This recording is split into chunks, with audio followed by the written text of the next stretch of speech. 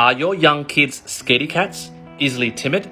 These are 5 things you should never do between you and your kids' relationship that will totally destroy their self-esteem and their guts. Because I'm telling you right now, I have 2 boys that are 5 and 7, and I've taught them to have guts to stand up for themselves, guts to speak out loud when wrong, and guts to break the generational cycle of low self-esteem, which is usually passed from the first generation parents to the next generation because of these 5 things done wrong. Because right off the bat, the first 5 don'ts, number 1 is do not add on to the teacher's criticism. To give you an example, I have 2 boys, one goes to kindergarten, one goes to year 2. If they come back from school and they go, Dad, X and Y and Z teacher criticized me on X and Y and Z because I did this and did that, I want you to not add fuel to fire and automatically go to your kid and say, oh, well, darling, I'm sure the teacher that criticized you has your best interest at heart, and I'm sure they wouldn't have criticized you if you didn't do anything wrong. So, it's normal to be criticized. Or you try to be condescendingly sympathetic and go, well, the teacher really means well for you, darling, okay? The teacher wouldn't have told you off if they didn't mean well for you. This is definitely a no-no because it always makes your kid think you and the teacher are always in the same camp against them. Now, mind you, your kid might be wrong and deserve that reprimand from the teacher, but still, you can't let them perceive that you're on the same camp or same team that's always criticizing the child, your son or your daughter, okay? You need to let them feel like you always got their back.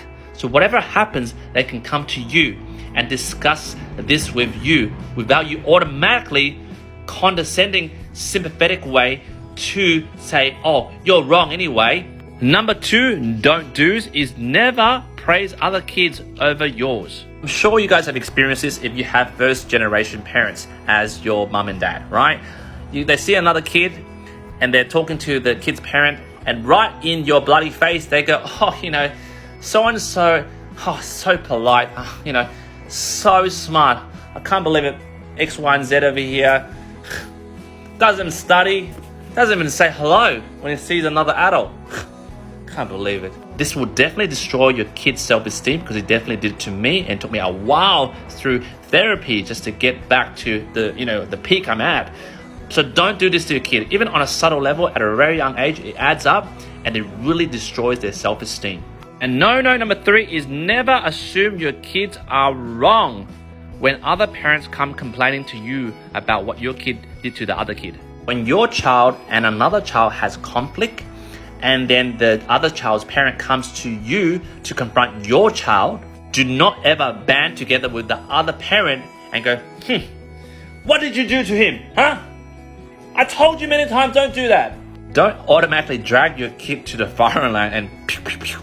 Even if your kid was the one that caused the confrontation or the conflict, and obviously if they didn't, of course, never stand with the other parent to criticize your kid. But for example, if your kid was wrong, you still need to stand on your kid's side as the parent to understand the situation. And in the actual unfolding of the situation, I realized my child is definitely 100%, 200% wrong. I and the child would apologize to the kid together and the parent. However, if I found out through my NCIS Asian Dad investigation that your child is wrong, your child needs to apologize to my child now. Never ever assume through any type of conflict with another child, your child is always wrong, even though they're very naughty. If you do that on a very constant level where you automatically switch, go, your kid's wrong, they'll start to doubt themselves. And also the relationship with you is that since you don't trust them, well, they don't trust you. The 4th no-no is never manhandle your child's favorite toy and lend it to another, for example, kid. For example, you might be hosting a party at your home, right? And then other parents are bringing their kids. And then obviously your kids would have their favorite toys littered around the house, right? And then, for example, one of the child wants to play with your kids' toys. Do not just get the toy and give it to the other kid and go, oh, it's okay, he plays with it all the time. Hey, they're guests, okay? It's impolite not to share, okay? Shh. It's okay, here. Remember, your respect for your child's belonging is much more important than your saving face to the other parent.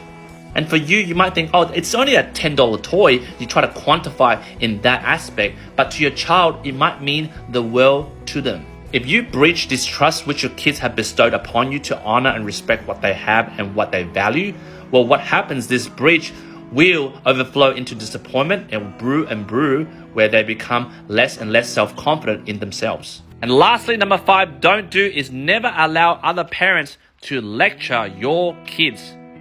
I see this all the time in the playground, right? So for example, your kid bumps into another kid, and then what happened? There's a conflict, there's a fight, whatever. The other parent comes and tells your kid off, right? At this point, don't let it just happen and go, well, it's my kid's fault anyway. He deserves a bloody lecture. No, you say stop.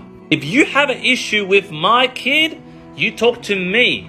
All right, after you talk to me, then I will lecture my kid.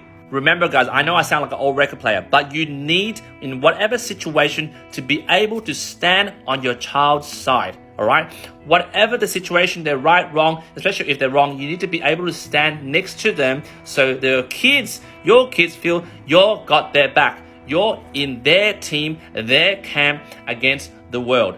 That is how your kids learn to have the self-confidence, the guts to face the world, because they know whatever they do, or whatever they attempt to do, whether right or wrong, they always got their parent behind their back.